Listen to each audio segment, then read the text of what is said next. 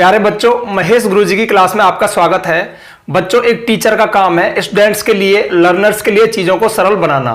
मेरा आज का वीडियो आपके लिए इंग्लिश स्पीकिंग को सरल बनाने का एक ऐसा ही प्रयास है। देखिए बच्चों, अगर मैं आइडियल रूप से बात करूं तो मैं आपसे कह दूंगा इंग्लिश मूवी देखो, इंग्लिश में टॉक करने की कोशिश करो, इंग्लिश को सुनने की कोशिश करो तो आप इंग्लिश सीखोगे। बट जब कोई व्यक्ति हमसे इन बातों को कहता है तो हमें बड़ा बोझ सा लगता है, बड़ा भारी काम लगता है कि कहाँ इंग्लिश मूवी थोड़ी देर देखेंगे, समझ नहीं आएगा। चूंकि हम इंडिया में हैं तो हमें कुछ ट्रिक चाहिए, हमें कुछ आइडिया चाहिए जिस आइडिया पे हम काम कर सकें। तो आज आपको मैं ऐसा ही आइडिया देने जा रहा हूं। बहुत सारे कमेंट्स भी आ रहे थे कि सर इंग्लिश स्पीकिंग में कौन सा टेंस या कौन से टेंस सबसे ज्यादा काम में आते हैं।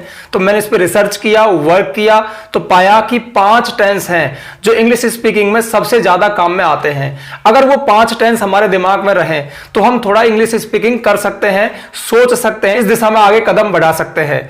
तो अब जल्दी से वीडियो स्टार्ट करते हैं और देखते हैं कि ये 5 टेंस किस तरह से इंग्लिश स्पीकिंग में काम आते हैं। बहुत ही प्रैक्टिकल वीडियो है, अंत तक देखना, स्किप मत करना। चलिए वीडियो शुरू करते हैं।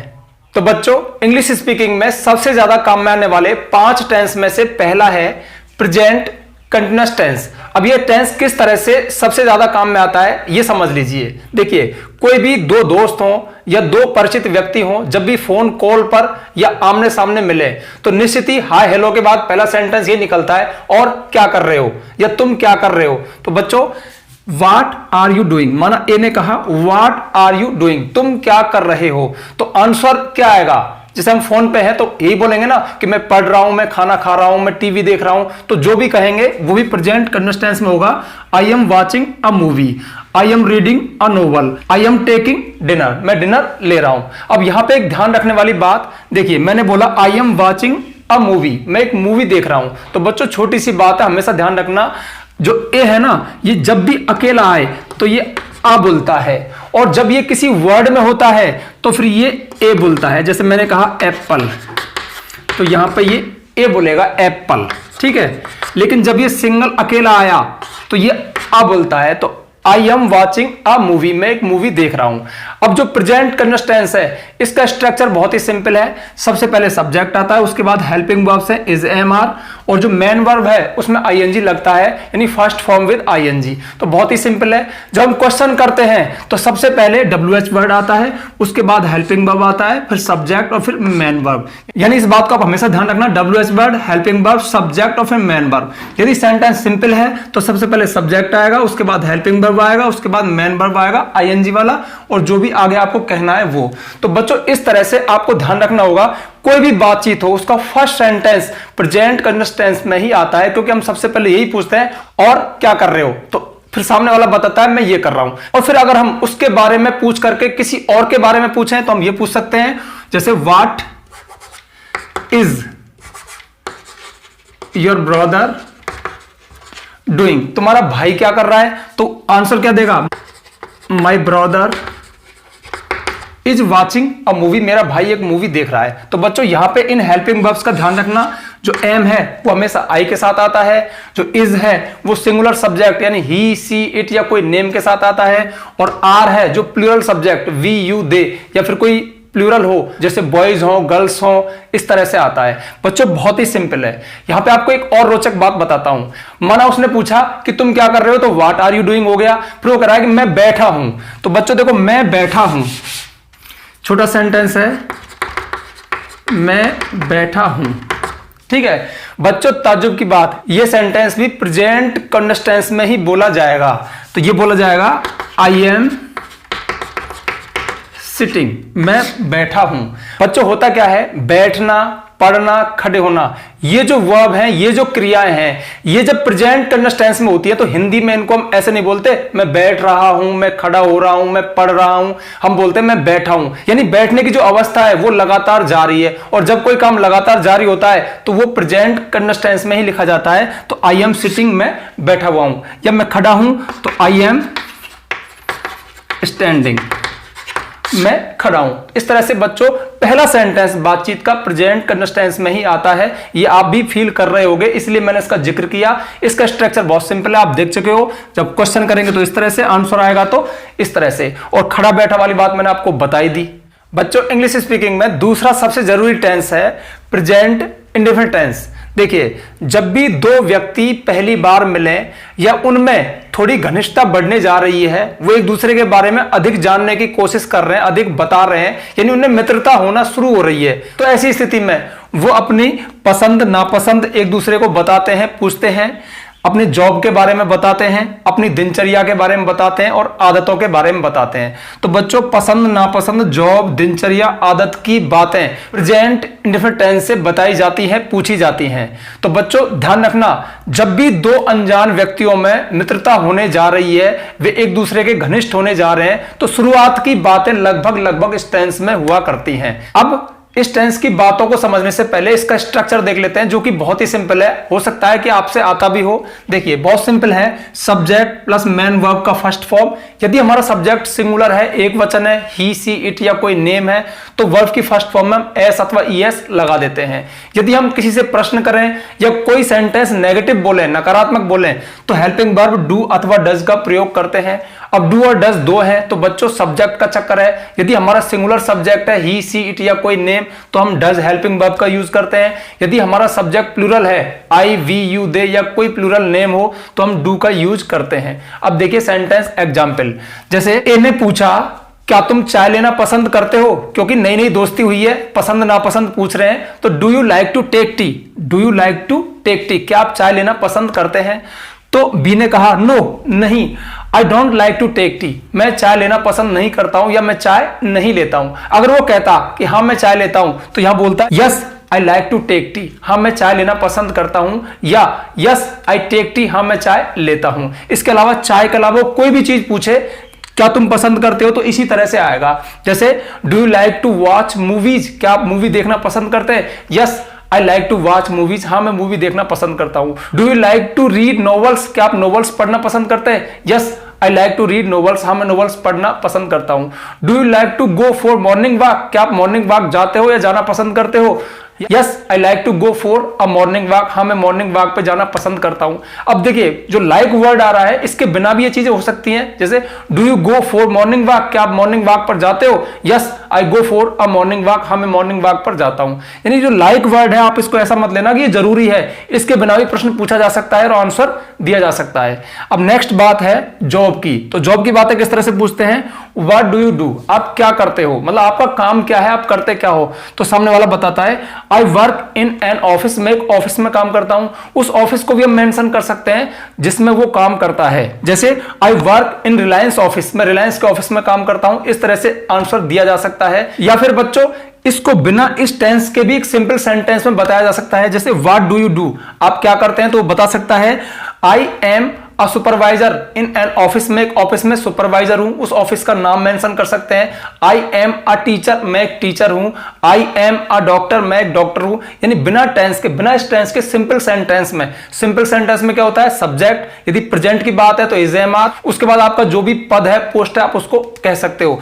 और आप ऐसे भी कह सकते हो आई टीच इंग्लिश, मैं इंग्लिश पढ़ाता हूं। आई सेल बुक्स, मैं बुक्स बेचता हूं। तो जो भी आपका काम है उसको आप इस तरह से बता सकते हो। और इसके बाद बच्चों बात आती है दिनचर्या की, यानी हम सुबह से शाम तक जो भी करते हैं वो इसी टेंस में कहा जाता है। तो अक्सर हम बताते हैं ना कि मैं ये करता हूं, मैं वो करता हूं, तो हम इस टेंस के माध्यम से बताते हैं। जैसे ए ने पूछा when do you get up? आप कब जागते हैं, कब खड़े होते हैं? तो बी ने आंसर दिया I get up 5 o'clock in the morning, मैं सुबह 5 बजे जागता हूं। या आई गेट अप 6 o'clock, मैं 6 बजे जागता हूं। इस तरह से आंसर दिया जा सकता है। अब उसके बाद वो जो भी करता है, जैसे when do you take your breakfast? आप अपना ब्रेकफास्ट कब लेते हैं? तो वो बताएगा I take my breakfast at 8 o'clock, मैं 8 बजे अपना ब्रेकफास्ट लेता हूं।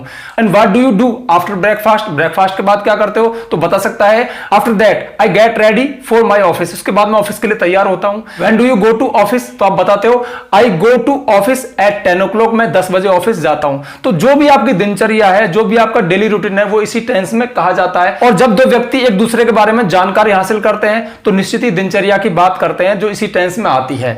इसके बाद जैसे आदत की बात, वो पूछ रहा है ए डू यू स्मोक? क्या आप स्मोक करते हो? तो बी ने कहा नो नहीं, आई डोंट स्मोक, मैं स्मोक नहीं करता हूं। तो बच्चों इसका स्ट्रक्चर बहुत ही सिंपल है। जब हम क्वेश्चन करते हैं तो हेल्पिंग वर्ब सबसे पहले आता है, उसके बाद सब्जेक्ट आता है, फिर मेन वर्ब आता है। जब हम हेल्पिंग वर्ब डू और डज लगाते हैं तो उनके साथ हमेशा मेन वर्ब का फर्स्ट फॉर्म ही आता है, उसमें एस अथवा ईएस नहीं लगता। तो मैं समझता हूं कि ये आपको अच्छे से समझ में आ गया होगा।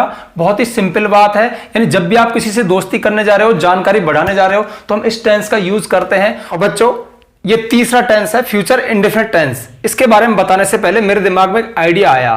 अब कुछ स्कॉलर, कुछ विद्वान मेरी इस वीडियो पर तर्क कर सकते हैं, कमेंट कर सकते हैं कि क्या 5 ही टेंस में बातचीत होती है? बातचीत तो किसी भी दिशा में आगे जा सकती है। हाँ, मैं मानता हूं बातचीत किसी भी दिशा में आगे जा सकती है, किसी भी तरह के सेंटेंस सामने आ सकते हैं। बट बच्चों न्यू लर्नर्स के लिए देखिए, हम कोई ऐसे घर में तो पैदा हुए नहीं है जहां पे सभी फर्राटेदार इंग्लिश बोल रहे हैं, हमारे फादर मदर सारे रिलेटिव्स।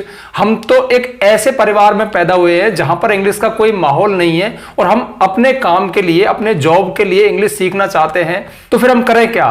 तो बच्चों यही टेक्निक्स हैं जो हमारी हेल्प करती हैं, जिनके माध्यम से हम थोड़ी शुरुआत कर सकते हैं, एक बिगिनिंग कर सकते हैं। और फिर मैंने भी कब कहा कि 5 ही टेंस में सारी इंग्लिश आ जाएगी? मैंने कहा कि सबसे ज्यादा काम आने वाले टेंस जो आप फील भी कर पा रहे होंगे कि हाँ वास्तव में ये बातचीत में काम में आते हैं। तो देखिए फ्यूचर इंडेफिनिट टेंस, इसका जो फॉर्मूला है बहुत ही सिंपल है। Subject plus helping verb will, उसके बाद मेन वर्ब का फर्स्ट फॉर्म। अब चूंकि बात स्पोकन की है तो यहां पे आप किसी भी सब्जेक्ट के साथ विल ही लगाइए, सेल की कोई आवश्यकता नहीं है। अब देखते हैं कि इसका यूज कहां होता है। तो बच्चों जब भी हम कोई फ्यूचर प्लानिंग करें, यानी हम दो दोस्त हों, अपनी फैमिली में बैठे हों, कुछ भी हो, जब भी हम ऐसी बात करें कि हम फ्यूचर में क्या क्या करेंगे या क्या क्या करने जा रहे हैं, तो इस टेंस का यूज किया जाता है। जैसे ए ने पूछा where will you go to tomorrow, तुम कल कहां जाओगे? तो बी ने कहा I will go to Delhi tomorrow, मैं कल दिल्ली जाऊंगा। या अगर वो पूछता when will you go to Delhi, तुम दिल्ली कब जाओगे? तो बी आंसर देता I will go to Delhi tomorrow, मैं कल दिल्ली जाऊंगा। इस तरह की बातचीत, यानी हम फ्यूचर की प्लानिंग करते हैं। जैसे आई विल बाई अ कार, मैं एक कार खरीदूंगा। अब देखो बच्चों ये सेंटेंस कुछ अधूरा सा लग रहा है, इसमें हमें टाइम भी मेंशन कर देना चाहिए। I will buy a car next week या फिर नेक्स्ट मंथ, मैं अगले सप्ताह एक कार खरीदूंगा। तो कोई अपनी फ्यूचर की प्लानिंग बता रहा है। तो जब भी हम फ्यूचर के बारे में बात करें, यानी हम ये करेंगे वो करेंगे, तो हम इस टेंस का यूज करते हैं। और ऐसी हम बहुत सारी बातचीत करते हैं रोजमर्रा में, हमारी प्लानिंग के बारे में चर्चाएं करते हैं। जैसे we will join a club, हम एक क्लब को ज्वाइन करेंगे। I will watch a movie, मैं एक मूवी देखूंगा। मतलब जो भी हम करने वाले हैं उसकी चर्चा इसी टेंस के माध्यम से की जाती है। तो इसको आप थोड़ा प्रैक्टिस में लाइए, दिमाग में रखिए कि ये टेंस भी बातचीत में, कन्वर्सेशन में काम में आता है। और बच्चों इंग्लिश स्पीकिंग में हमारा चौथा सबसे जरूरी टेंस है प्रेजेंट परफेक्ट टेंस, जिसका स्ट्रक्चर बहुत ही सिंपल है। सब्जेक्ट प्लस हेल्पिंग वर्ब होती है हैज अथवा हैव, और मेन वर्ब का थर्ड फॉर्म। बच्चों हैज और हैव दो हैं। Singular subject he see it या कोई सिंगुलर नेम हो, हम हैज का यूज करते हैं। आई वी यू दे या कोई प्लूरल सब्जेक्ट हो, एक से अधिक हो, तो हम हैव हेल्पिंग वर्ब का यूज करते हैं। अब समझते हैं कि इसका यूज कब होता है। तो देखिए जो काम अभी अभी पूरा हुआ है उसके जिक्र के लिए हम प्रेजेंट परफेक्ट टेंस का यूज करते हैं। बच्चों आपसे मैं अगर ऑनेस्टली बोलूं तो वास्तव में बातचीत में प्रेजेंट परफेक्ट टेंस का खूब यूज करते हैं। क्या तूने खाना खा लिया है? हाँ मैंने खाना खा लिया है। तू बाजार से कब लौटा है? मैं अभी अभी लौटा हूं। तुम्हारे फादर कहां गए हैं? मेरे फादर यहां गए हैं। इस तरह के सेंटेंस, यानी ध्यान रखना ऐसा कोई भी काम जो अभी अभी पूरा हुआ है और उसका इंपैक्ट, उसका प्रभाव अभी तक है, यानी कोई भी ऐसा काम जिसका प्रभाव अभी भी हमारे बातों में, हमारे माइंड में चल रहा है, उसका हम जिक्र कर रहे हैं, तो हम प्रेजेंट परफेक्ट टेंस का यूज करते हैं। तो अक्सर जिस तरह की बातें अभी मैंने बोली उस तरह की बातें हम करते हैं। जैसे एग्जाम्पल देखिए, हैव यू टेकन लंच, क्या तुमने लंच ले लिया है? या हैव यू टेकन डिनर, क्या तुमने डिनर ले लिया है? ऐसी बातें क्या हम नहीं करते हैं? पूछते हैं ना अक्सर। तो सामने वाला कहता है yes I have just taken lunch, हाँ मैंने अभी अभी लंच लिया है। तो इस टेंस में जस्ट का यूज होता है। जैसे she has just gone to market, वह अभी अभी बाजार गई है। My father just has return from work, मेरे पिता अभी अभी काम से लौटे हैं। तो जस्ट का अर्थ होता है अभी अभी। और बच्चों ये जस्ट कहां पे इस्तेमाल होता है, इसका यूज करने में आप सीख लो। सब्जेक्ट आएगा, उसके बाद हेल्पिंग वर्ब आएगा, उसके बाद जस्ट आएगा, फिर मेन वर्ब आता है। तो इस बात का हमेशा ध्यान रखना कि जस्ट इस टेंस में यूज होता है। और एक खास बात और, जो खाने पीने की चीजें हैं उनमें हम टेक लगाते हैं, लेकिन टेक के स्थान पर हम हैव का भी यूज कर सकते हैं। यानी हैव जो इस टेंस की हेल्पिंग वर्ब भी है और मेन वर्ब के रूप में भी काम में आ सकती है, यानी खाने पीने की चीजों के लिए। जैसे हैव यू टेकन लंच, तो टेकन थर्ड फॉर्म, इस टेंस में थर्ड फॉर्म आता है। अब मैं बता रहा हूं कि हैव भी हम खाने पीने के लिए यूज में ले लेते हैं, तो हैव का थर्ड फॉर्म क्या होता है? हैड होता है। तो यहां पे हम हैड भी लगा सकते हैं। हैव यू हैड लंच, क्या तुमने लंच ले लिया है। हम इस सेंटेंस को इस तरह से भी बोल सकते हैं, yes I have just had lunch, हाँ मैंने अभी अभी लंच लिया है। और बच्चों जब इस टेंस की बात चल रही है तो आपको एक और बहुत काम की बात बताता हूं। ज्यादातर स्कूल्स में टीचर इस टेंस को जब हिंदी में पहचान के साथ बताते हैं तो बताते हैं कि चुका है, चुकी है, चुके हैं आता है, पर मैं ऐसा नहीं मानता। चुका है, चुकी है, चुके हैं आ सकता है, बट उससे भी इजी हम बोलते हैं आया है, गया है, देखा है, किया है। यानी आ है, ई है, ए है, वो आ ई ए किसी वर्ब में लगे हों। जैसे इसी सेंटेंस को देखें, हैव यू टेकन लंच, क्या तुम लंच ले चुके हो। यहां पे मैंने चुका है बोला, मैं इसको ऐसे भी तो बोल सकता हूं, क्या तुमने लंच ले लिया है। तो बताओ इसमें क्या अंतर रहा? ले चुके हो, ले लिया है, बात एक ही है। कहने का मतलब है कि प्रेजेंट में कोई काम अभी अभी पूरा हुआ है, प्रेजेंट के किसी ऐसे काम का जिक्र हो रहा है जो हाल ही में पूरा हुआ है, वर्तमान में चल नहीं रहा है। अगर वो चल रहा होता तो प्रेजेंट कंटीन्यूअस टेंस में आता, अगर पास्ट में हो गया होता तो पास्ट इंडेफिनिट टेंस में आता। लेकिन वो काम हुआ तो पास्ट में, बट उसका इंपैक्ट अभी भी है, उसका प्रभाव अभी भी है। यानी मैं कह सकता हूं, मैंने एक वीडियो में बताया था, माना मैं दौड़ के आया हूं तो मेरी सांसें अभी भी फूल रही है, मेरी सांसें तेज तेज चल रही हैं, तो मैं यही तो बोलूंगा आई हैव रन, मैं दौड़ चुका हूं, या मैं दौड़ लिया हूं, या मैंने दौड़ पूरी कर ली है, क्योंकि मेरी सांसें अभी भी चल रही हैं। इसका मतलब मैं अभी अभी दौड़ के आया हूं। अब मैं बोलता आई रेन, मैं दौड़ा था, तो इसका मतलब मेरी सांसें तेज नहीं चल रही हैं, मैं कल दौड़ा था, परसों दौड़ा था। तो ये बात हमेशा ध्यान रखना, प्रेजेंट परफेक्ट टेंस और पास्ट इंडेफिनिट टेंस में काफी अंतर होता है। पास्ट इंडेफिनिट टेंस में कोई भी एक्शन, कोई भी काम पास्ट में पूरा हो गया होता है, उसका इंपैक्ट नहीं होता। लेकिन प्रेजेंट परफेक्ट टेंस का मतलब है कि अभी भी उसका प्रभाव है, अभी भी वो माइंड में चल रहा है, इसलिए हम उसका जिक्र कर रहे हैं। अब कुछ और एग्जाम्पल देखिए। Where has your father gone, तुम्हारे पापा कहां गए हैं। क्या हम ऐसे बोलेंगे तुम्हारे पापा कहां जा चुके हैं, तुम्हारे पापा कहां गए हैं, यही तो बोलेंगे ना। तो बी ने आंसर दिया my father has gone to, मेरे फादर गए हैं, वो जहां भी गए उस जगह का जिक्र हमने कर दिया। तो बच्चों इस तरह की बातें होती नहीं होती हैं, तेरे पापा कहां गए, मेरे पापा यहां गए, तेरा भाई कहां गया है। तो इस तरह की बातें हम करते हैं, रोजमर्रा में करते हैं। नेक्स्ट कुछ और एग्जाम्पल देखिए। I have recently started a new job, मैंने हाल ही में, अब देखिए रिसेंटली एक वर्ड आया जो इस टेंस में यूज होता है। I have recently started a new job, मैंने हाल ही में एक नया जॉब, एक नया काम शुरू किया है।